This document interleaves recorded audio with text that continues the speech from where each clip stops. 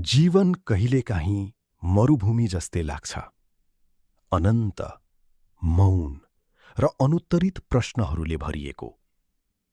हामी निरन्तर हिँडिरहन्छौँ, तर कहिलेकाहीँ मनमा प्रश्न उठ्छ कि हामी आफ्नै बाटोमा छौँ कि अरू कसैको सपनालाई बोकेर अघि बढिरहेका छौँ। पौलो कोएल्होको द अल्केमिस्ट केवल एउटा कथा होइन, यो आत्माको यात्रा हो, जहाँ हरेक पाइला, हरेक पीडा र हरेक सङ्केतले हामीलाई फेरि आफैतर्फ फर्काइरहेका हुन्छन्। आज त्यही यात्राबाट जन्मिएका 3 गहिरा पाठहरू।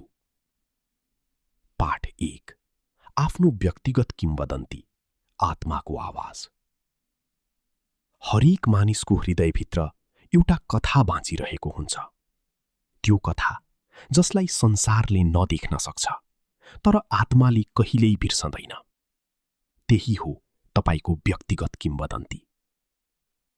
यो केवल कुनै लक्ष्य होइन, यो त्यो सपना हो जसले तपाईलाई रातको मौनतामा पनि बोलाइरहन्छ। त्यो अनुभूति जसले भन्छ, तिमी यसभन्दा ठूलो यात्राका लागि बनेका हौ। तर समस्या यही हुन्छ, हामी डर, अस्वीकार र समाजका अपेक्षाहरू बोकेर त्यो आवाजलाई चुप गराइदिन्छौँ। हामी सुरक्षित बाटो रोज्छौँ, तर त्यही बाटोले बिस्तारै हाम्रो आत्मालाई कमजोर बनाउँदै लैजान्छ। साँचो जीवन त्यहीबाट सुरु हुन्छ, जहाँ तपाईँ आफ्नै हृदयको फुसफुसाहट सुन्न थाल्नुहुन्छ। किनकि जब तपाईँ आफ्नो किम्वदन्ती पछ्याउनुहुन्छ, जीवन केवल बाँच्ने कुरा हुँदैन, यो अनुभव बन्न थाल्छ। पाठ 2, जब तपाईँ साँचो रूपमा चाहनुहुन्छ, जीवन चल्न थाल्छ। द अल्केमिस्ट भन्छ, जब तिमी कुनै कुरा साँचो रूपमा चाहन्छौ, सारा ब्रह्माण्ड त्यसलाई पूरा गराउन लागि पर्छ। तर यो कुनै जादु होइन, यो तपाईको प्रतिबद्धताको गहिराई हो। जब तपाईँ आधा मनले चाहनुहुन्छ, जीवन पनि आधा बाटोमै रोकिन्छ। तर जब तपाईँ सम्पूर्ण आत्माले निर्णय गर्नुहुन्छ, त्यही क्षणदेखि जीवन चल्न थाल्छ।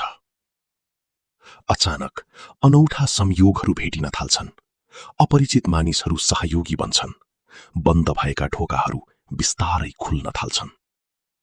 यो किन हुन्छ? किनकि तपाईँ पहिलो पटक आफ्नो साँचो स्वरूपसँग एकाकार हुन थाल्नुहुन्छ। त्यो शक्ति बाहिर होइन, तपाईँ भित्रै जाग्छ, र जब त्यो जाग्छ, जीवन आफै तपाईलाई अघि धकेल्न थाल्छ। पाठ 3, खजाना अन्त्यमा होइन, यात्रामा लुकेको हुन्छ। हामी सबै कुनै न कुनै खजाना खोजिरहेका हुन्छौँ। धन, सफलता, प्रेम वा शान्ति।